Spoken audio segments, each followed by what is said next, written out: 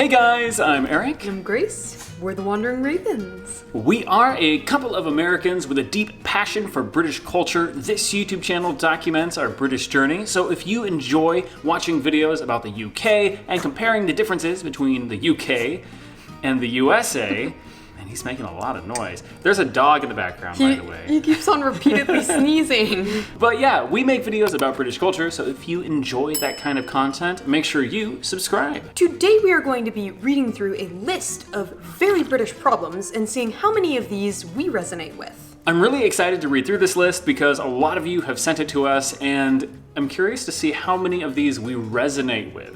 And that way, it's kind of like it'll be a test of our Britishness. Yes, how many of these will we see as actual problems, or will they just confuse us? To that end, let's begin with very British problem number 1. Worrying you accidentally packed 3 kilos of cocaine and a dead goat as you stroll through nothing to declare. Is this a problem for you? It is. I'm always worried that they're gonna catch the dead goat in my suitcase.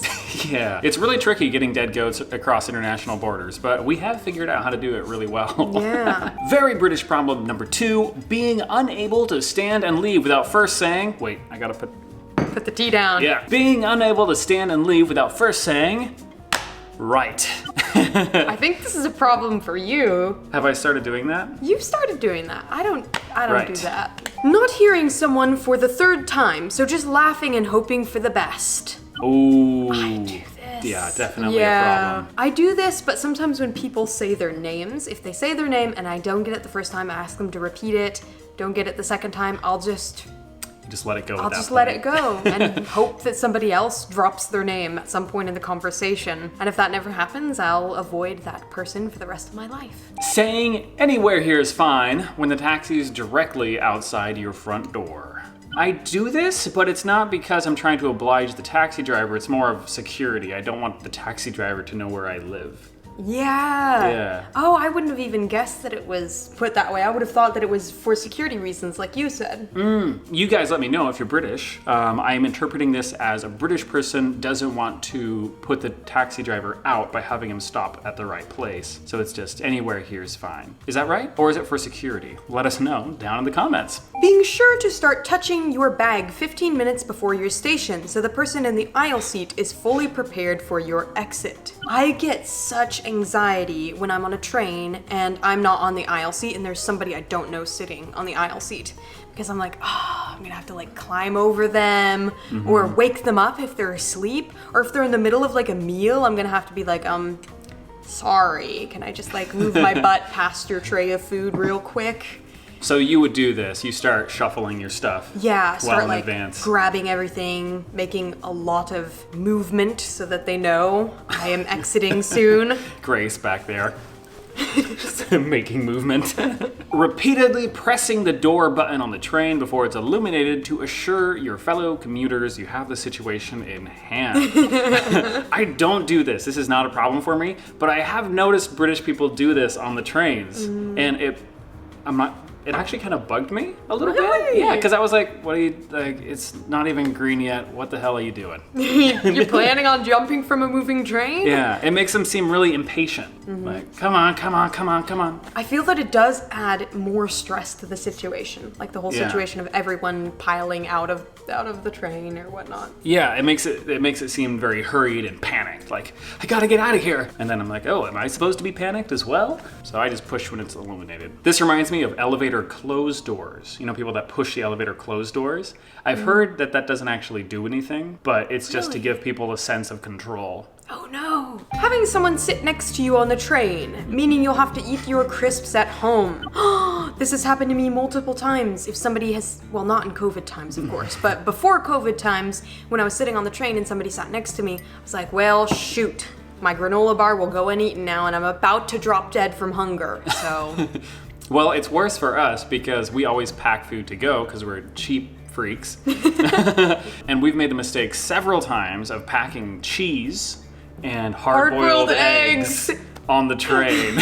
So this aroma just erupts out of the tin, and it's this hard-boiled egg mixed with Gloucester cheese, and It's horrible. Do not recommend. We still ate them though. Did. Shameless. Our next very British problem, the huge sense of relief after your perfectly valid train ticket is accepted by the inspector.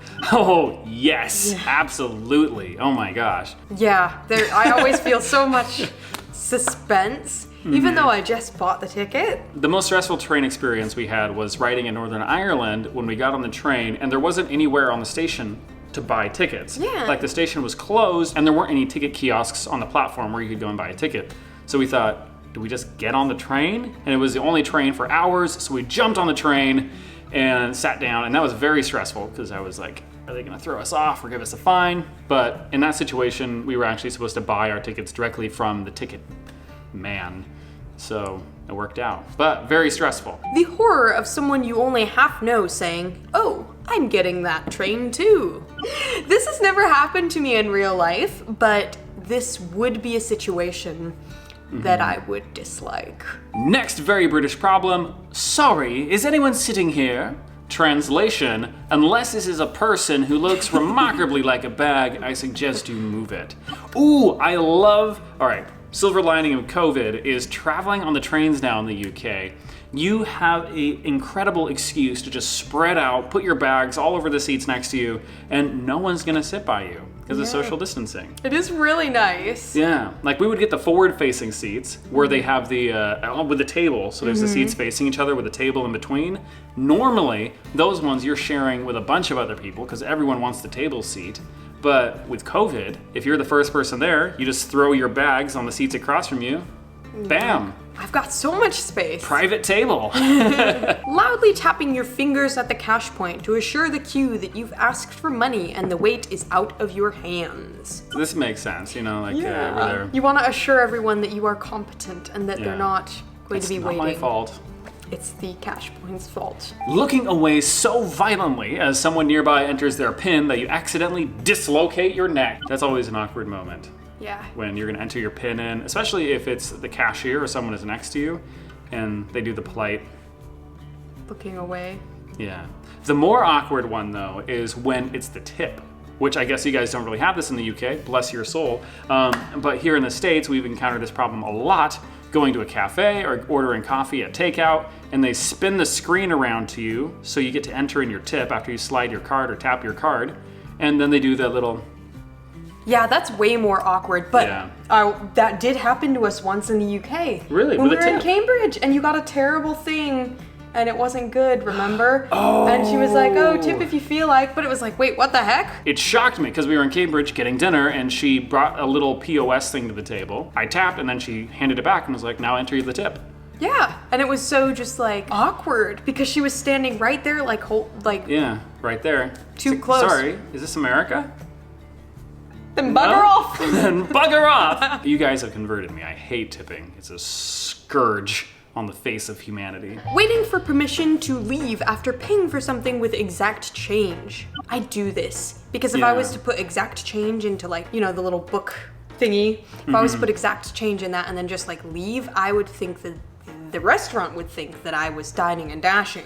Saying hello to a friend in the supermarket, then creeping around like a burglar to avoid seeing them again. I do this! Yes, that is a big problem. Watching with quiet sorrow as you receive a different haircut to the one you requested. This happens to me every time I get my hair cut. Every single time? Every single time! Like, whoa, all right. Well, I guess I can get used to this.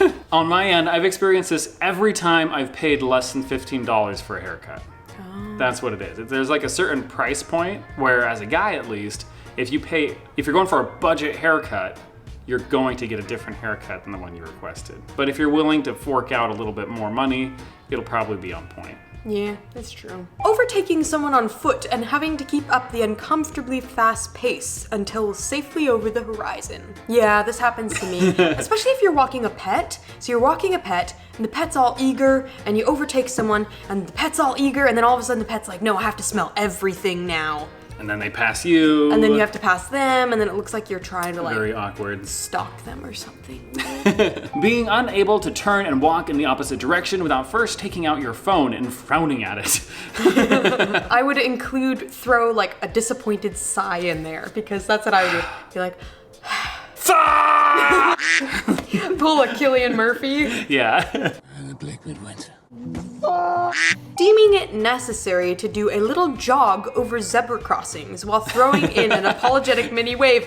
I did this today! Yeah, absolutely, every time. Although I wouldn't say it's an apologetic wave, it's a thank you wave. It's like, thank you for Cheers. not killing me. Thank you. Oh. Punishing people who don't say thank you by saying you're welcome as quietly as possible. I have never done this. Yeah, I don't think I could have the courage to do this. Yeah, it's But so passive aggressive. I would be this passive aggressive, but I am a coward. You alright? Yeah, don't make me laugh when I'm drinking tea. Let's turn that over to you guys though. Have you ever said you're welcome under your breath when someone didn't say thank you? I feel like that is a common comment in our videos. Yeah, that and then the whole after you. Like if you're opening a door and someone just like breezes through it, then you're just like, oh please, after you. Yeah. Equal levels of passive aggression. I feel like that wouldn't work in the States. And maybe this is a British versus American difference in that you can actually get away with that in the UK with being a little bit passive aggressive. Whereas here, if I were to tell someone you're welcome, then they would probably spin around and get confrontational at me. In the sense like, there's no avoiding conflict in that. Yeah, that's true. Americans Yeah. are, although British people, you got the whole you got a problem line, which freaks me.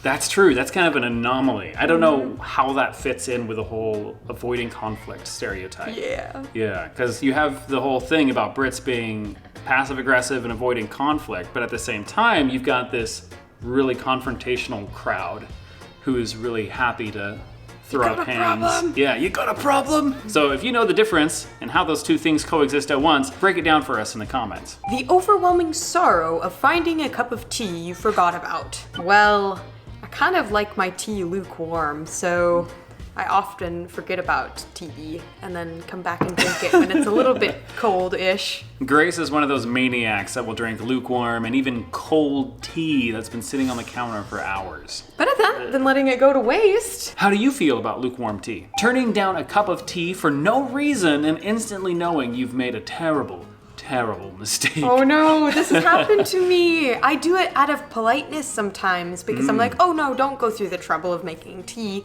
And then after that, I'm like, you know what would make this moment so much better?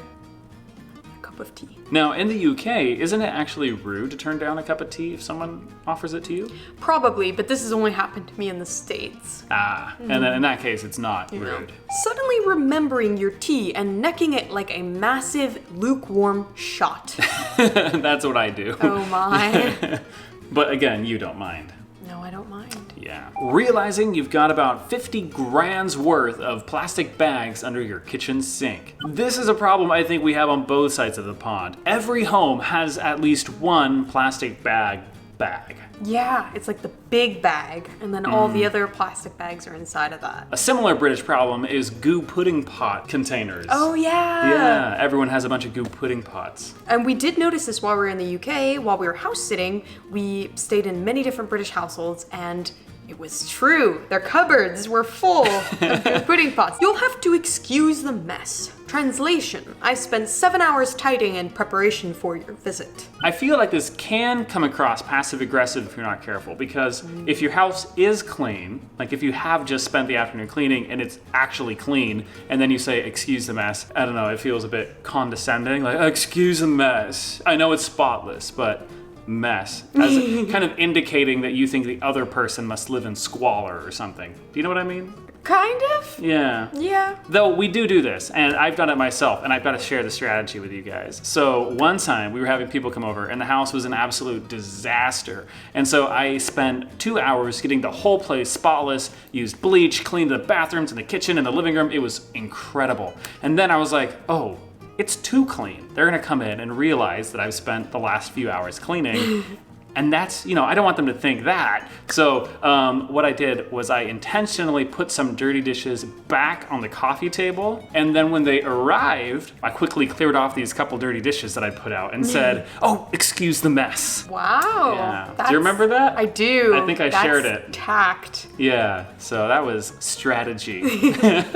Indicating that you want the last roast potato by trying to force everyone else to take it. And this is something that would only be a British problem, because Because in the States, if you offer me the last roast potato, I'm gonna take it because here, if you were to do that, that would be a genuine invitation. Yes, except if I'm doing it. Sometimes when I offer the last thing of something, I do want it, but I want to make sure no one else wants it first. Oh no, do you do this to me? Yeah, no. No, I don't. Definitely not. Oh no, I've been eating all the last roast potatoes. I'm sorry. I'm off to bed. Translation, I'm off to stare at my phone in another part of the house. How many of you are watching this video as procrastination of going to bed? Did that make sense? No. Okay. I don't think so. Running out of ways to say thanks when a succession of doors are held for you. Having already deployed cheers, ta, and nice one. Nice one. Nice one. I haven't heard someone say that. Who says that? Ta. That is one we don't say here.